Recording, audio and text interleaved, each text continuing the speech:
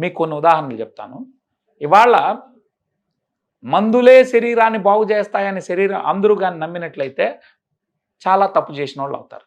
ఎందుకు అంటే మనందరికీ తెలుసు ఐఫోన్ సృష్టికర్త మన స్టీవ్ జాబ్స్. అన్ని లక్షల కోట్లు సంపాదించినటువంటి ఆయన స్టీవ్ జాబ్స్కి 53 ఇయర్స్కే ఒక డిసీజ్ వచ్చినప్పుడు వారు 3 ఇయర్స్ ఆ వ్యాధితో పోరాడుతూ తను జాలించాడు 56 ఏళ్ళకి. నిజంగా మందులే కానీ శరీరాన్ని బాగు చేస్తాయని మీరు నమ్మితే, మీరు అంటే ఐ మీన్ అందరూ లక్షల కోట్లు ఉన్నటువంటి ఆయనకేమో 100 ఇయర్స్ అయి చనిపోలేదు. 56 ఇయర్స్ అంటే యంగ్ ఏజ్, ప్రాణాన్ని కోల్పోయాడు.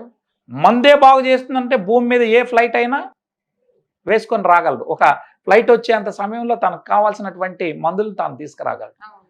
కానీ బ్రతకలేదు. ఈ భూమి మీద ఉన్నటువంటి స్పెషలిస్టులు అందరూ కూడా ట్రై చేశారు, బతికిచ్చారా?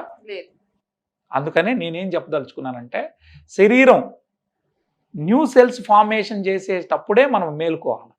అది పూర్తిగా క్షీణించిన తర్వాత మీరు ఎన్ని మందులు పెట్టినా, ఎంతమంది డాక్టర్లను తెచ్చినా మిమ్మల్ని ఎవరు కాపాడలేరు.